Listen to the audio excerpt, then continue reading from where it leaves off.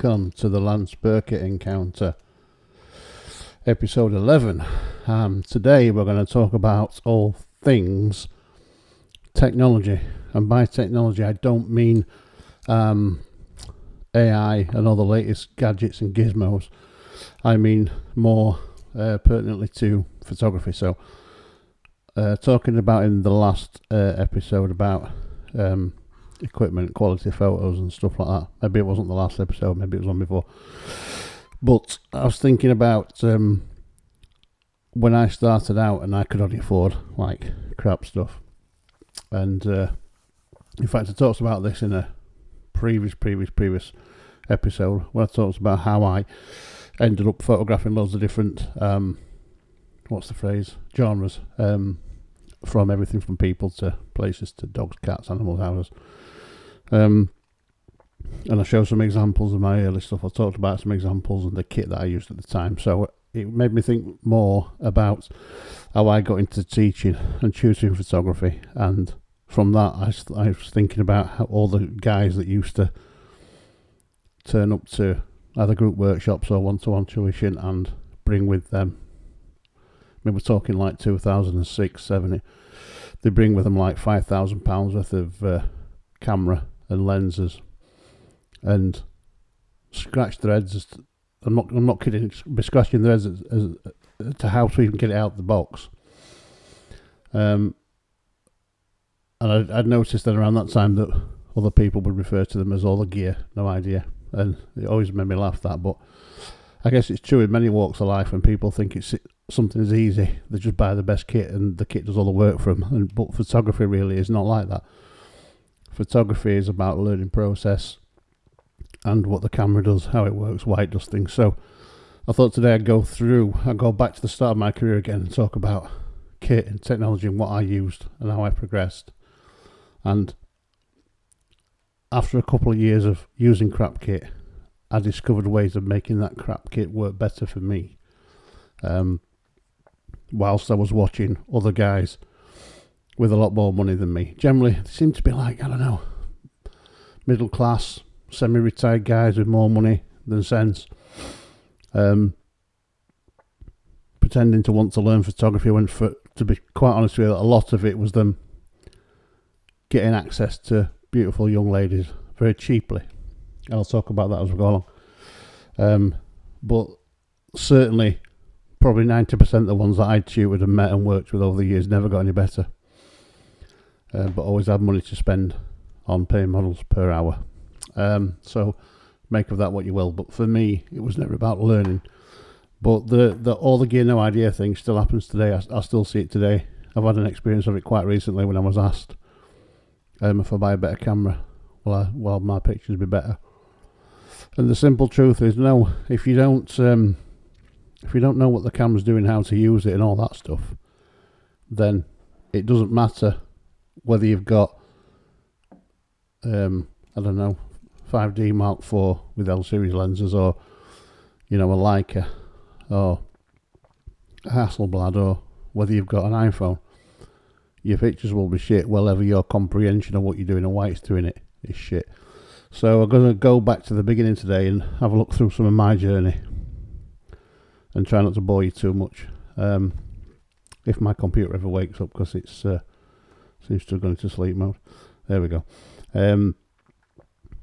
So yeah, all the gear, no idea. And technology is kind of, I guess it's probably something to do with the advent of digital photography, because I wasn't what you would call into photography before digital, but I knew how to do photography. I studied at school, GCSE, and it was decent. I remember getting some decent pictures. I learned how to use the darkroom and all that stuff, so I kind of understood photography a little bit.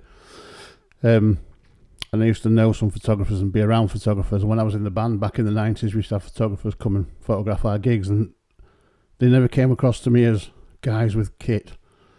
They came across as people who had a love for what they were doing and an understanding of what they were doing. And that seems to have got lost, because the conception is, or the misconception is, photography is easy, particularly now it's digital and cheaper, more accessible. easier to do. You don't have to have a dark room in your house, so you don't have to be able to afford a dark room. You can just do stuff, put it on your computer, and off you go. Well, those within a sense do.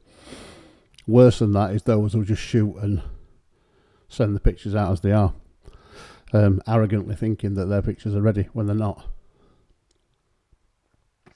So I want to talk a bit about that and how that kind of affects quality, understanding, misrepresents what photography really is.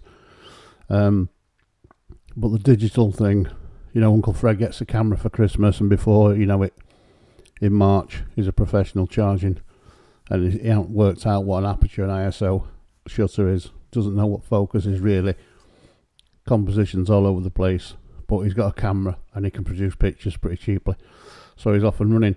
And they were the kind of people that were coming to my studio. I mean, I admitted this when I did the last session about this, that I had no place to have a studio and to be charging people for money when I didn't yet really know what I was doing.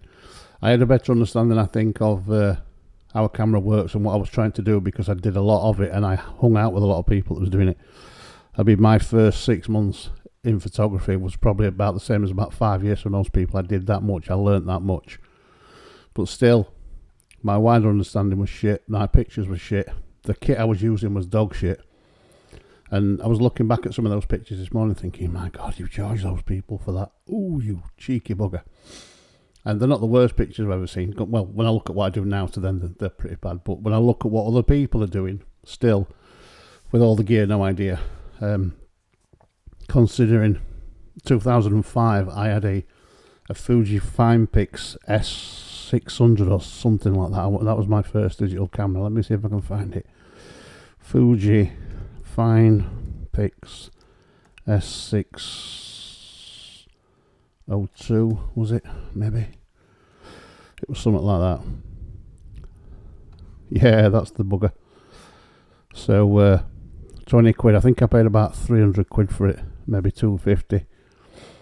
So that was the first digital camera I had, and that was the camera I used initially to learn stuff. And even within a month or 6 weeks, I'd noticed that I'd run out of f-stop and run out of ISO and run out of pretty much everything. But it allowed me to look at composition, to understand what I was doing and why I was trying to do it, whilst I was learning from lots of people I was meeting and knocking about with. And when I look back at some of those pictures now, I've not brought any today because they're on a disc and I couldn't be asked to hunt the disc out. They're actually not bad for then. They're certainly better than some of the new stuff I see people doing now, and it just makes me realise that Fuji Finepix that I had then was good enough for what I needed to do. But let's see if we can still find a review on it, and we'll see what kind of spec it was. Yeah, good old DP review. Even though it's been defunct, it's still there. All the old stuff's still there, which is good. They're good lads there at DP review. So, it's a fourth generation of Fujifilm's consumer digital camera range, which started back in May '99.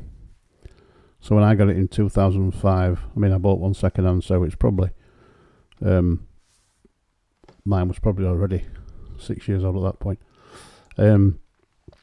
So sensitivity.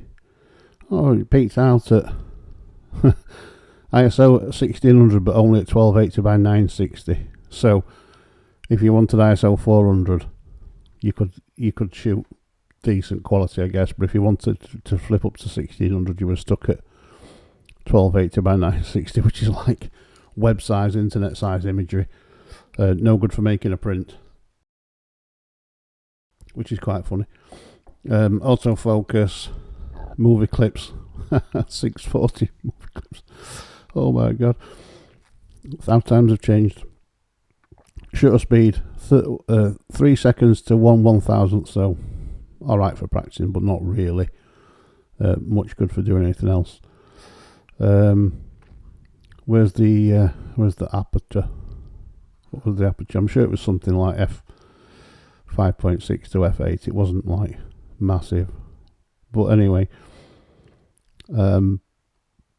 Smart media cards and compact flash type 2. So the Super CCD doesn't have the same controversial impact it had when it first introduced, but there are a good number of skeptics of exactly how this honeycomb CCD layout produces better pictures.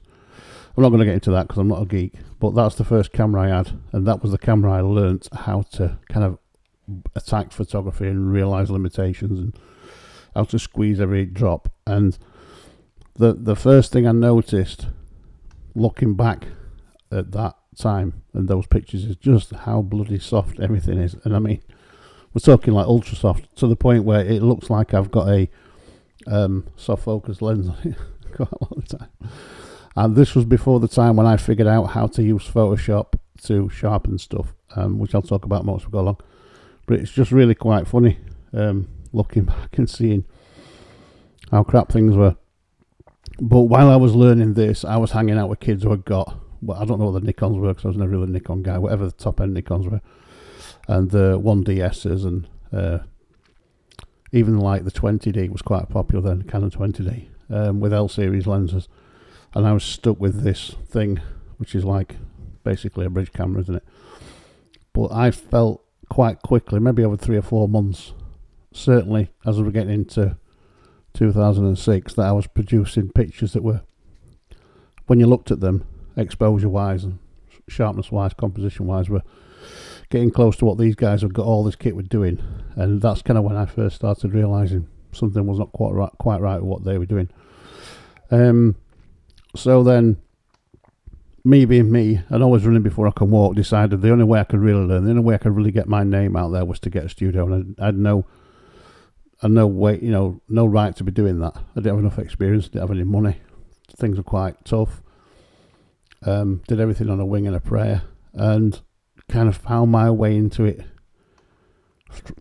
I guess you could call it grassroots, by convincing people to let me photograph them, and then later convincing them to pay me to photograph them. But I was doing everything, like I said on the previous episode, like a Sunday League footballer. But I was becoming more aware that I wanted to be better than Sunday League, and hanging out in Sunday League wasn't going to cut it. So what I did eventually was, probably about 8 or 9 months after having this camera, I invested 400 quid in a second-hand Canon 10D, and the jump in image quality was quite evident pretty quickly. But it was more about the jump in facility on the camera, better ISO, better aperture, better focus, detachable lens. Even though at that point I think I'd only got a 35-80 standard kit, the kit lenses that come with them. The 35-80mm lens on the crop sensor, which makes hands look 10 feet long if you get too close, or feet look like legs. So I was kind of quickly learning that stuff. But the jump in the Canon 10D to the Canon 10D kind of pleased me, shall we say. And here's a picture I took on the 10D of Lloyd. It's a recent edit. I've been back and re-edited this just to change a few bits and bobs, but I've not done anything to it really, other than address the white balance and a bit of exposure. So that was taken in a studio when I'd been, what date was this, Lloyd? So September. I've been doing photography about a year at this point, and probably had the Canon 10D for a few months, maybe a little longer at this point. And I was using some borrowed Porta Flash studio lights that I borrowed off a friend of mine, friend at the time. Used to let him use the studio for free if I could use his lights. That's kind of how I got into that. So they're just cheap, shitty like 40-watt lights, flash. But that allowed me to shoot at f11, because what I realised is f11 was quite a sweet spot for sharpness. And because the lenses I was using at the time, the kit lenses, weren't sharp, they were soft when you compare them to an L series lens. I needed some way of fixing things up a little bit. And when I look back, I should have dug them out really, but when I look back at the Fuji pictures to these, the sharpness is massively different, even though this is crap in comparison to some L series lenses and other things. So this, it's a nice picture of Lloyd, but when I look at it, even though this has been slightly sharpened as well, it's still a little soft. There's a little bit of softness in there, which I guess if you're looking at it like that, it's fine.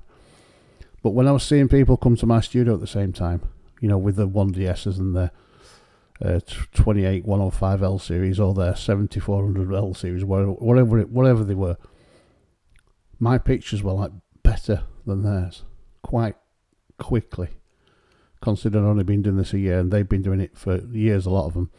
Yes, some have made the transition from film to digital, and I don't know, didn't really see much of their film work, but I always thought they would come and say, I was born with the camera in my hand, I've been shooting since I was born, I've been doing it for all this time, I'm shooting digital now, I finally made the conversion. And all I could think was, what went wrong?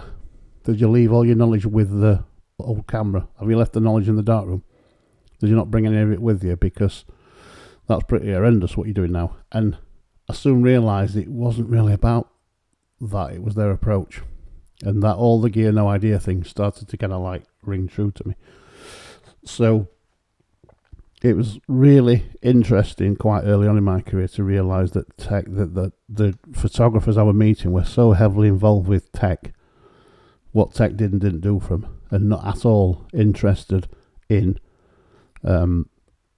learning or understanding. And a lot of that is that Sunday League mentality of, oh great, I'm in a team, and look at me, I'm playing every week. Yeah, but shit, mate. A lot of it was that. There were a lot of patting on backs to each other and, you know, talking about kit. I don't know now because I don't frequent internet forums much these days, if at all. But if I think back to the forums at the time, ePhotos in and stuff like that, they were just always arse-licking each other, all these people. And I guess that breeds poor photography. If somebody who's crap as well is telling you you're great, you're going to think you're great. But I was realising that actually my pictures weren't great. They were alright, but they weren't great. This is another picture of the 10D of Michelle, model that I worked with over the years. And you can see how soft that is when you look at it. It's in focus, yes, it's in focus, but it's actually quite soft. And I think if you look at it, I probably focus slightly more on the glass than I have on her. There might be some sharp focus in her eye on the glass, but it's a bit... And if we look at the file info, see Canon 10D, origin, basic, where does it tell you on this bugger?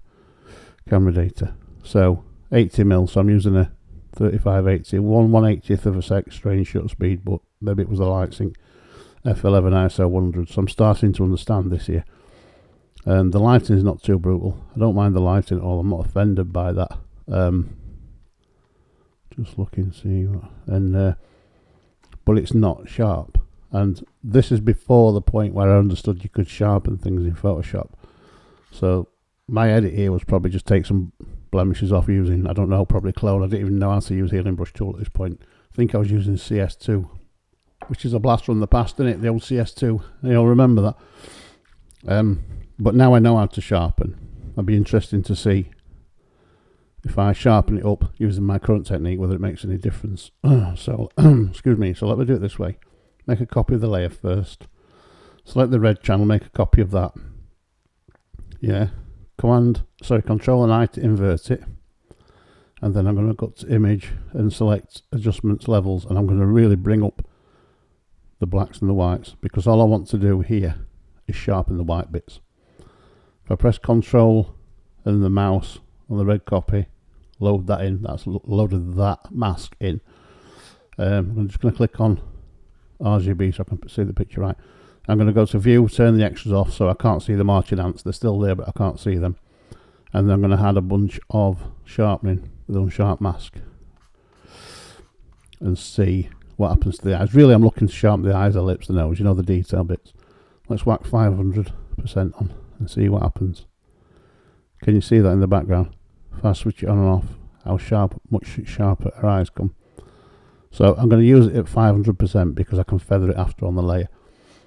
But if we look at the two side by side, can you see that, how it's just sharpened up a little bit nice. Now her hair is probably a bit too, although not that bad. So what I might do is hit that little gadget there and put a mask on it, use the paintbrush tool and just brush out 50, put that on. Just brush out the hair bits where it's gone a bit too sharp, and then that's not so bad, is it? And then if we view 100%, see Michelle's eyes have gone much sharper than they were, and it's not brutalised the picture because we used the mask. We didn't just add a load of sharpening on. Just as a test, let's see what happens if we just add loads of sharpening. 500% without the mask. See the hair? See how much that's whacked on there? See that? Horrible. But because we applied it through a mask, it's very subtle. Just around the eyes, just to sharpen it a little bit. So, so that was a kind of method I learned from Guy Gowan. That's what I started using for years until I got to a point where I could afford, because I'm a Canon shooter, L-series lenses to make sure everything was ultra sharp. I mean, my focusing got better. Everything was always in focus. But the sharpness, particularly when you made big prints, was iffy at the best of times. So, back in these times, 2006, 7, mid-late 2007, I didn't do a lot of printing. If I did printing, it was in my studio on a Canon printer for a client that didn't know better. And clients don't know.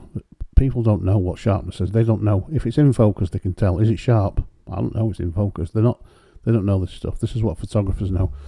So I managed to get away with it for years. But it was bugging me. So probably around 2008, maybe April, May, June 2008, once I'd understood all the Guy Gowan way of attacking editing, the sharpness of my pictures improved because I was using this process kind of quite religiously to sharpen things that were in focus but weren't quite sharp. And I still use it to this day. Even though I can afford a good kit now, even though I do shoot with high-end cameras and L-series lenses, sometimes there's just a little bit of tweak to do. And this is, for me, tried and tested. And I've done a bit of testing as well with Topaz, just to see what Topaz does. And this process is as effective for pictures that are in focus but need a bit of sharpening. Probably better so, actually, less brutal than what Topaz is. Topaz, if you've got something that you shouldn't be using because it's blurred, maybe, even though it's very cartoony. But that's what I use. And for all these early pictures, I'll just show an example of Rob Lamar here. I don't know if people have heard of Rob Lamar. Rob does is a TV host on the late night gambling show that used to get on telly. I don't know if it's still going, but he's a nice chap. And if you look at the original, you can see it's in focus. He's in focus. It's nicely exposed, but it is soft. It is quite soft. So I made an edit earlier of this picture, and review this at 100%. It's slightly sharper, only slightly. In fact, let's do it this way. Let's put that layer on top of that layer, then we can see it properly. It says, that's it, like that. Oh, come on, Lance, get with the program. Make it fit properly. There we go. So, if it's 100%, see the difference in the edit with the sharpening. Just look around the rims of his eyes. Yeah, so that same process, way before the advent of things like Topaz, which for me just breed laziness and encourage you to use photographs you shouldn't be using. I know I've talked about this before on an episode, but every day I see it fucking flooding down Facebook.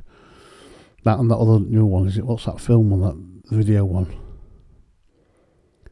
Fucking iFilm or some other shit. Write a script, bring it in here, we'll make a film for you. Fuck off. Anyway, so Rob these were 2007, so at the time I probably would have been happy with the picture I took of Rob. In fact, I might not have been that aware that it was soft. I know I was using shit kit because that's all I had. Canon 10D and a standard 35-80 lens. But it's in focus, it's nicely lit, it's nicely composed. I'm getting better as a photographer. I understand the camera's limitations, but I've not yet figured out how to get a little bit more. If we fast forward a bit, that one was, when was that? That was summer. I'm not thinking about that one. This one here. 2008. Yeah, Rob was summer 2007. This one of Joanne was just short of a year later. And again, I'm probably using the same kit. I don't think I got much more in the way of lenses by this point. Oh, look at that, I got a 2890.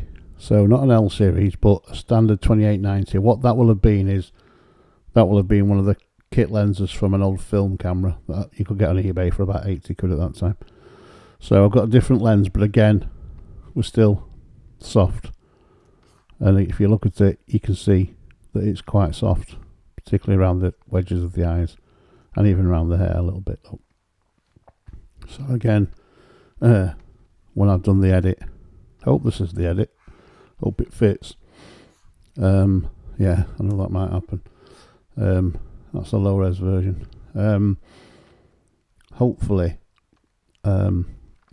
you'll see just that little bit of sharpening brings it back to where, wrong person, looking for Joanne, edit. What number was that? That one. So if I just plonk that one on top of that, like that, get rid of that one, we don't want him. 100%. You can see, hopefully, that slight sharpening. Obviously I've done quite a bit of retouching on that one, but to me it looks sharper. If you look around the hair as well, you can see some sharpening.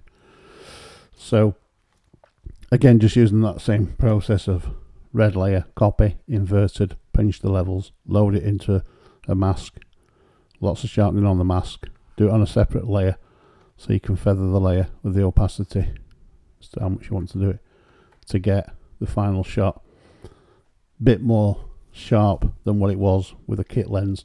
And I kind of continued that attack for the next while until I got to a point where I could afford higher res cameras and better lenses. So yeah, that was Joanne, and that was how I kind of worked with that level of kit for a good few years, because I had the young family, times were hard. I was making it as a photographer, and I was kind of using all the tips, tricks and stuff that I could find and knew, really to stop me having to get bank loans and things to buy cameras. The money I was making from photography, even though it wasn't massive, I could spend on family and not on kit that I didn't need. Yeah, so working with Joanne around that time, it was quite interesting that I was doing a lot of, like, in my studio I used to do a lot of workshops. So what would happen is I would hire a model in for 3 or 4 hours, pay the model to be there, charge half a dozen photographers, whatever it were, to be in the shoot, and they would get tuition from me and a model to photograph. It was good for me, good for the studio, good for the model. And I mean, they're all nice guys. I met a lot of nice guys, but they were all, none of them were really there to learn photography. They were all there to get relatively cheap access to pretty young girls, which used to irk me. And in fact, around 2009, I stopped doing it because I realised, you know, there was a bit of exploitation going on. And I heard some really kind of like rubbish stories from models that were doing things, you know, doing shoots off their own backs and having bad experiences. So I stopped doing it. But I always remember once around this time, I'm not quite sure what the model was, to be honest with you. It was around this time, 2008. I was doing a group shoot, and the guys turned up, half a dozen guys and model, and the deal was you get 15-20 minutes per set with a model. So every hour, 4 or 5, 6 photographers would get 10, 15, 20 minutes with a model to do what they wanted to do and rotate. And this guy turned up with, I'm not kidding, like a rucksack, like a sports bag full of kit. As soon as he came in, oh yeah, guess I bought this, look what I've got. And now he got, I think it was a Nikon, but he got 3 or 4 massive lenses that were sports photography lenses, really. What he thought he was going to do with them in a 30-foot studio, I don't know. He got one of the latest cameras, I don't know if it was a 1D It might have been, yeah, whichever one of the early ones that had live view. And it was like, what he was doing, he was watching one photographer working, and he decided to take some pictures over his shoulder, which is like completely frowned upon. But he got his I just thought, I'm going to let you do this because you don't know what you're doing and you're going to look an absolute prick. So he set up his tripod, he's got a camera, and he's on live view, and he's like, ready to, and he takes some pictures, and he stood there, stupid expression, looking at the camera. Why is it dark? So I said to him, you tell me why it's dark. And I mean, you'll probably know why it's dark. The camera's set up for live view, but it doesn't take the picture at live view. And he's scratching. He's like going, I've only had this camera a few weeks. It can't be right. So I'm like, the set is set up for a camera to be shooting at 125th of a second at f11 ISO 100 with a flash trigger to trigger the lights. Your camera's looking at something completely different. And you could see, I could just tell from the expression on his face, he was never ever going to get it. The penny was never ever going to drop. So not long after that, I kind of stopped doing those kind of things. I mean, obviously because of the exploitation of the models, but more because I just thought, I can't be doing with these guys. All the gear, no idea. All the kit, no idea. Doesn't want to learn, doesn't want to listen. Thinks you can just turn the on knob and point the camera and it'll do it all for you. And although I stopped doing it not long after that, I've continued to see that all the time. I've seen that in a college environment when you're teaching students and they don't want to know it, they think they already know it all. I've seen it when I've met people at photography shows and things like that. I've met people when I've done one-to-one tuition. Nothing's changed over that time. And for me, as a photographer, it was always not about tech. It was just about being able to create better pictures. So after that time, when did I photograph you on there? What did I say that was? That's like May 2008, and then by November that year, I've upgraded to a 40D, big upgrade at that time. And what that will allow me to do is make bigger prints without having to go to, what was it called? I used to have a plug-in for Photoshop, an upscaling program. Oh, what the hell was it called that? Genuine Fractals, that was it. Genuine Fractals. You used to have to install that into your computer, and if you wanted to print anything bigger than A3, run it through Genuine Fractals, and that used to take my computer at the time about 6 weeks to make it bigger. But it would allow me to print bigger prints to better quality. So I'd upgraded to a 40D. Now I guess there's probably not that much difference from a 10D to a 40D. Probably minimal. Canon 10D review. Come on, lads, you can spell. Canon 10D review. DP review again. Let's have a look then. What's it got? Where's it gone? Specifications. Oh, that's a nice picture. 2,000 quid. I think I paid about 450 for mine. So 6.3 million pixels. 6.3 meg. 6.3 meg. My God. Canon 40D review. But it's DP review again. It is. Canon 40D review. Specifications. Let's have a look. Weatherproof. Oh, we're weatherproof now. 10.1 million effective pixels. So we've gone from 6 to 10, which doesn't sound like a lot, but then late 2000s, that's a pretty big advantage. So 3888 by that, highest image size, and the 10D was not that much smaller, not that much less, but a lot less pixels. So that will have like improved sharpness a little bit, improved color a little bit, improved ISO a little bit, and allow me to make probably slightly bigger prints or slightly better quality prints without having to genuine fractals, or probably do as much editing work.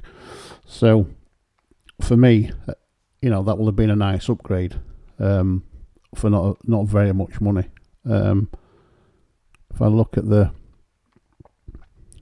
camera data, I was already on it. Doesn't tell me the lens, but I'm guessing I will have used the 2880 or 2890 that I'll have had at the time. 52mm, 1/50th of a sec, 5.6, 400. So it's low light, and I will have been handheld as well, because I hate tripods. So there's no way that I've tripoded that. This is my handheld. Yeah, you can tell when you look it's handheld. Quite soft. I mean, it's nice on. It's nice there. It's a nice picture. I've been happy with that at the time, but when you look at it there, you can see all the movement and all that other stuff.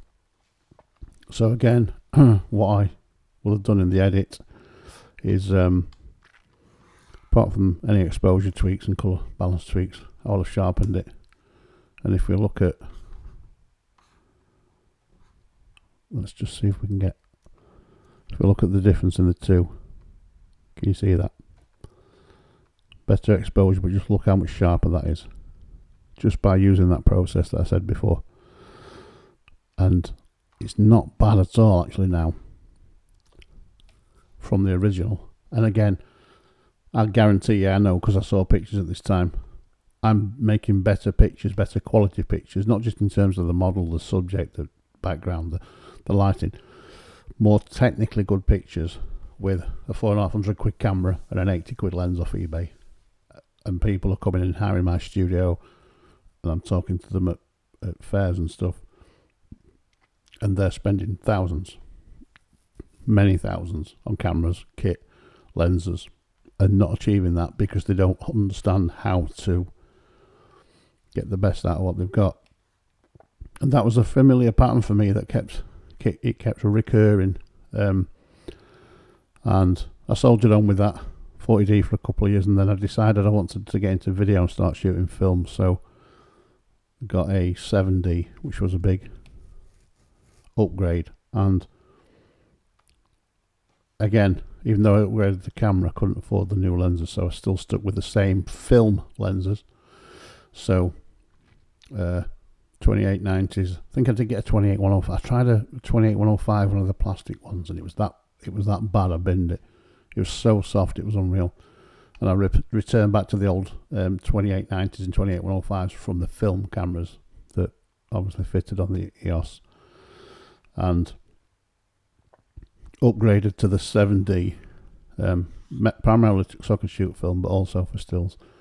And again, you look at this picture of Amy.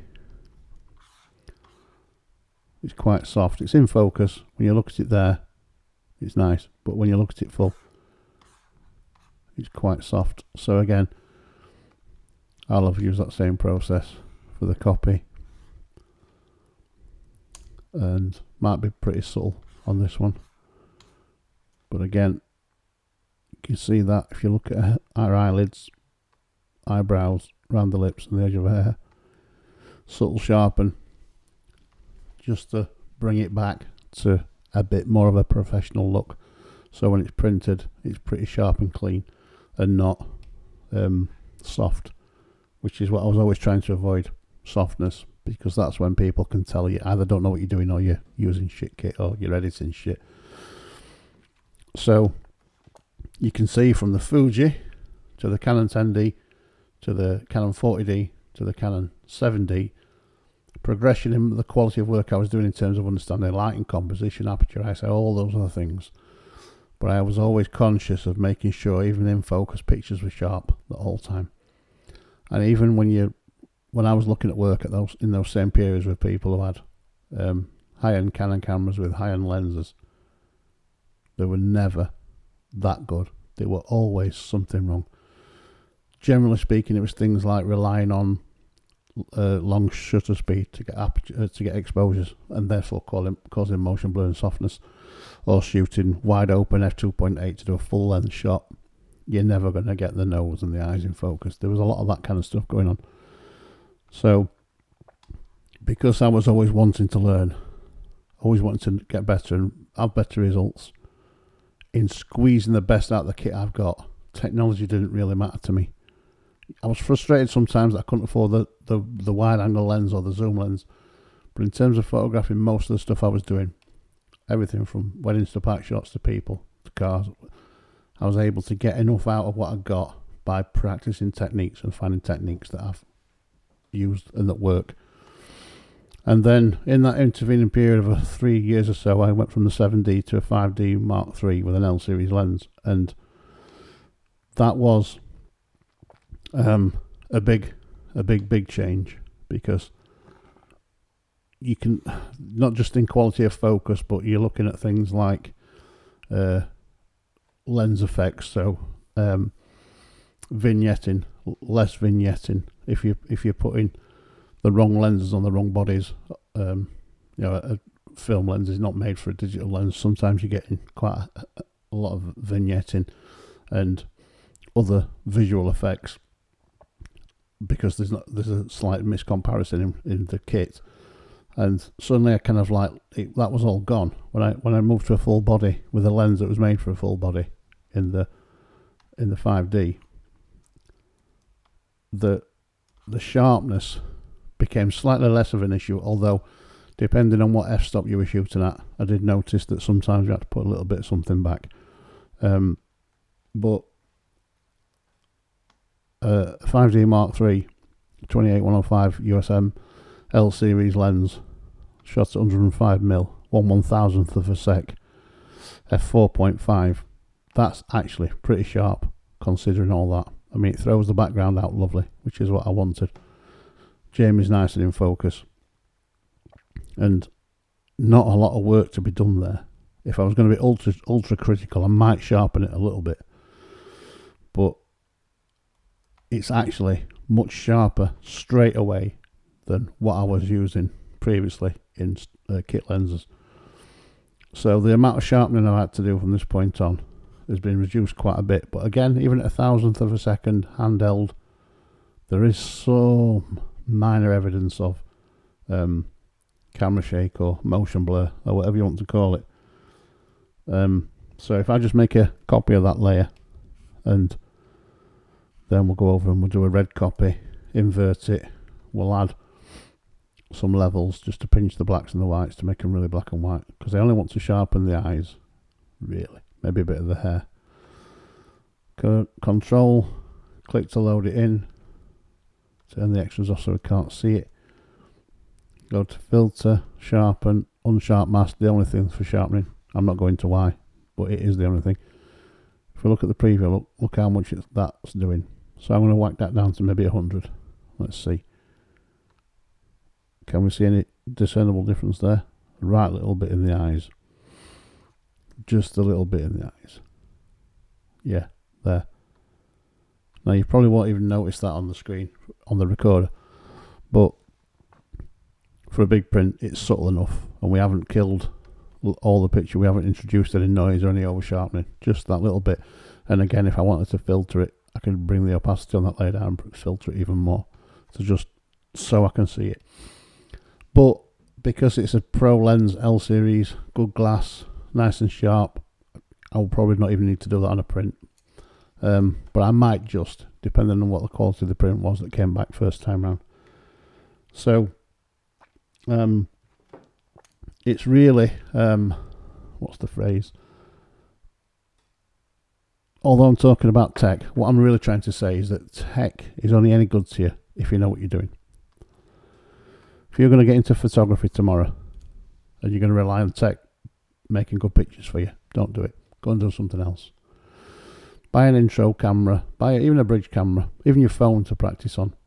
Understand what photography is: composition, focus, depth of field, shutter speed, ISO. Understand what all those things do before you invest in any really good kit, because all you're going to do if you do that is waste your money and be frustrated because that, whatever it is now, camera doesn't take good pictures, when the truth is it does. This 7D I've got here on the table takes amazing pictures if you know what you're doing.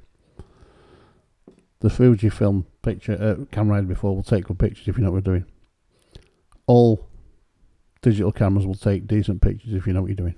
Yes, some will be better than others, sharper, less lens effects, better colour, all those things. But if you don't know how to do that, why are you wasting your money on it? Why would you waste your money on it? So we'll just look at one more picture, I think, because I wanted to show you the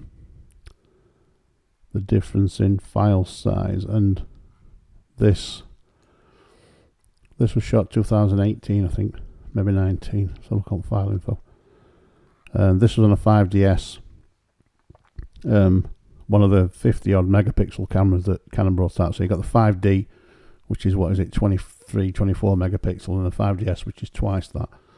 And it's they equate it to medium format in terms of size. But this is a picture straight off the camera, and with a L series lens, the same. So it's the same lens that I'm using on the 5D. So you've got 5DS, look, and the 5D Mark III, same lens. And you can see how it's quite soft when you look up close. So that difference, we've got a lot more megapixels to play with. An example, I could crop this from its original size. I could crop it down like that and still get a great big print off it without losing any quality. But it's still soft, isn't it? All things considered. And I don't know whether that's a quirk of it being such a big file. 200th of a sec. ISO 4, the f-stop f4 might contribute to that. But it looks great there, but it's still a little soft. And I probably attribute that down actually to the handheld, even at 200th of a second. But again, because of my experience in knowing what it is and how to fix it, it's a pretty easy fix for me to do. And it just shows you, even when you've got all the kit and all the knowledge, if you've got all the kit and none of the knowledge, you're going to struggle to see the difference. And there you can see, just sharpening it a little bit, it's introducing a bit of noise. There might be a compromise there, depending on what you're using it for. But again, sharpening it much sharper now, just by using the mask. File save, make a print. So even though you're getting kit, you're getting better at it, you're understanding it, your pictures can only do what you can do. You only get out of the picture what you put into it. And if you're going to shoot that at f4 and assume it's all lovely and sharp, I mean, the background's thrown out lovely, probably why I did that, but it makes the little softness a bit annoying when you look at it close. A lot of people won't notice it. I will, because I'm a very stickler, I'm very finicky. I like to know everything about my pictures, what's going right, wrong or indifferent, so I'll always know. But many people won't. But in getting to the point where you can afford tech, getting to the point where you understand the tech, make sure that even when you're using the high-tech stuff and you think you're shooting well, that you actually are. Double check your output, make sure that you are actually getting in there and having a good look to make sure things are in focus, things are sharp, what's the colour like, all those things matter. Because I have seen as well, people become good photographers, upgrade the kit and become so reliant on the kit that the quality drops, because they're no longer paying that much attention to what's going on in the picture, because they've assumed that they become good photographers, they've got the good kit, the two will always marry and go in perfect harmony. And that's just not the case. It's not the case at all. So I hope that little trip through memory lane for you, looking at some of my pictures and the kit I've used, will kind of deter you from going down the route of all the gear and no idea, because there's nothing more frustrating for a photographer and a photography teacher seeing that and seeing people end up walking away from photography because they just think the kit's shit all the time. It's never them. Or they get into photography, they're really shit, and they start charging people for shit work. That's even worse. There's a lot of them about. Trust me, next time you're looking around and you're thinking, how the hell is that guy making any money? It's because he's got all the gear and no idea, but he's probably very good at marketing, and he's probably upper middle class, got a bit of disposable income, semi-retired, he's got the time and effort to put into it. People buy into it. They will. Doesn't mean the work's any good though. So that's it for this session. I hope you enjoyed my waffle. I'm going to record 2 sessions today. The next session is going to be all about some of the most odd, strange, weird, bizarre photo shoots I've done over the years, and hopefully you'll be able to join in with that and maybe text me, message me, or email me some of the ones you had to put up with to make a few quid. But that's it on tech. Just remember, tech, it's only any good if you're any good, and if you're no good, step away from the tech. Catch you on the next one.